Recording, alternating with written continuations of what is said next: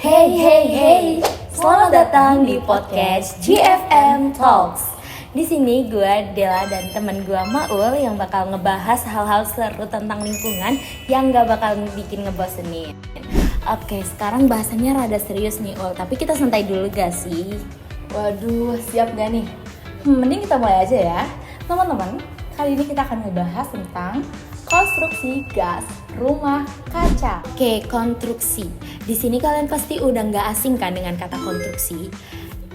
Tapi konstruksi di sini bukan berarti kita ngebentuk gas seperti ngebentuk rumah loh.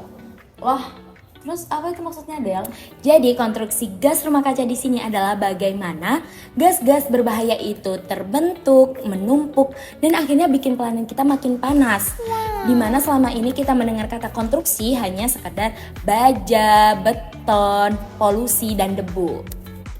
Oh, berarti itu seperti membangun gas rumah kaca itu sendiri ya? Bahaya banget ya buat lingkungan.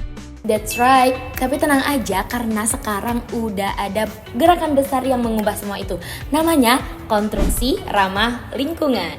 Nah sebenarnya ini bukan tren teman-teman, tapi ini juga merupakan sebuah kebutuhan. Tapi ngomong-ngomong nih Maul, udah pada tahu belum apa itu gas rumah kaca? Oh, tentu tahu dong, Del. Gas rumah kaca itu kan terdiri dari karbon dioksida, metana, karbon oksida, dan teman-temannya, Del. Mereka ini nih harusnya menjadi selimut buat bumi kita. Tapi selimut tipis ini bukan yang buat nyaman, malah bikin kegerahan. Menurut Kompas.com, pemerintah telah menetapkan pengurangan emisi gas rumah kaca sebesar 81,96% di tahun 2045. Hal ini merupakan sebagian dari langkah dari Rencana Pembangunan Jangka Panjang Nasional atau RPJPN di tahun 2025 hingga 2045. Tapi teman-teman, selain itu ada kabar baik lagi nih. Pada tahun 2024, pemerintah telah menurunkan emisi gas rumah kaca sebesar 147,61 juta ton karbon dioksida, dan itu udah melampaui batas banget dari target kita yaitu 142 juta ton karbon dioksida. Widih, keren banget nih Maul. Tapi teman-teman tahu nggak sih siapa yang ngerjain konstruksi gas rumah kaca ini? Jawabannya adalah Alam dan manusia. Untuk alam sih nggak apa-apa sih ya, Del. Cuman manusia nih sebagai sumber utamanya. Misalnya bakar minyak, gas alam, batu bara, ngatain hutan, ngebangun gedung, jalan, dan pabrik. Itu sih gak banget sih, Del. Jadi setiap kali kita ngebangun sesuatu kayak bikin semen, produksi baja, dan ngerakit bangunan, artinya kita menyumbang gas rumah kaca gratisan ke atmosfer, Maul. Fun fact-nya nih ya, Del. Membuat 1 ton semen sama dengan menghasilkan hampir 1 ton karbon dioksida juga loh. Bayangin nih, Del. Tiap kita melakukan proyek pembangunan, kita kayak penghasil gas raksasa.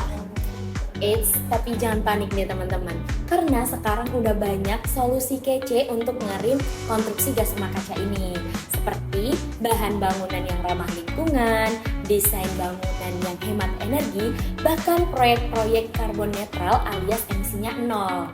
Nah kebetulan kelompok kami juga memiliki salah satu solusi sebagai inovasi yang lagi berkembang di dunia konstruksi ramah lingkungan. Wah keren banget gak sih guys?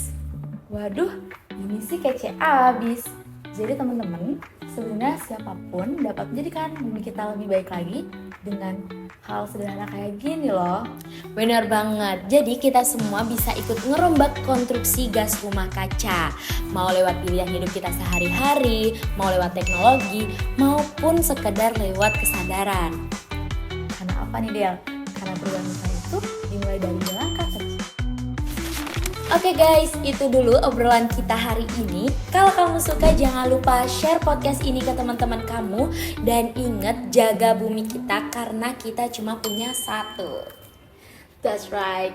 Sampai ketemu di episode berikutnya di podcast GFM Talks. Bye-bye.